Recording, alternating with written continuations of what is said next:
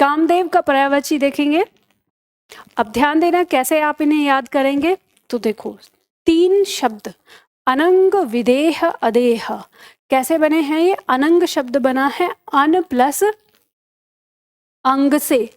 अंग यानी शरीर नहीं है जिसके, अन, ठीक है। विदेह बना है वी प्लस देह से, अदेह बना है अ प्लस देह से। तो इन तीनों का ही मतलब हो गया देह या शरीर नहीं है जिसके पास। तो आपको याद होगा कामदेव का नाम अनंग विदेह अदेह उस समय पड़ा जब कामदेव ने भगवान शिव पर पुष्प बाण चलाए और भगवान शिव की तीसरे नेत्र की अग्नि से वो जलकर भस्म हो गया।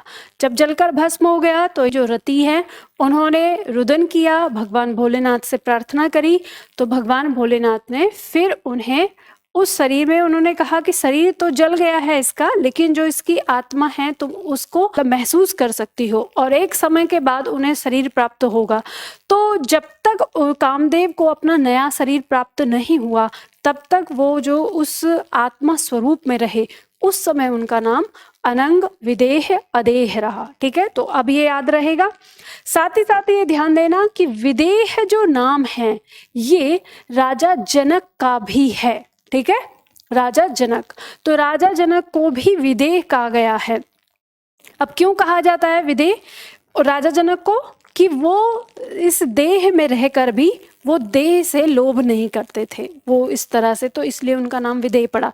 तो यहाँ पे विदेह में 2 नाम है, कामदेव और राजा जनक का। ठीक है, शब्द है कंदर्प, याद रखना है। मार, मदन, ये आपकी परीक्षा में पूछा जाता है। मनोज, मनोज शब्द बना है आपका मनः प्लस ज से।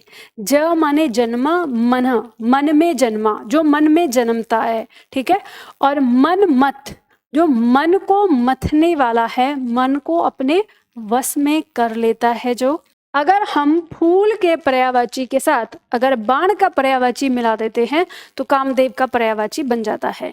जैसे दिया है पुष्प सर, तो फूल के बाण, ठीक है, कुसुम बाण, कुसुम सर, तो यहाँ पे आ जाते हैं फूल का पर्यायवाची और बाण का पर्यायवाची, इन दोनों को आपस में मिला देते हैं। तो यानी जिसके पास फूलों के बाण हैं, अर्थात कामदेव। उसके बाद शब्द आता है मीन केतन। मीन माने मछली, केतन माने ध्वज, जिसके ध्वज पर मछली का प्रतीक है, मछली का चिन्ह है, अर्थात कामदेव।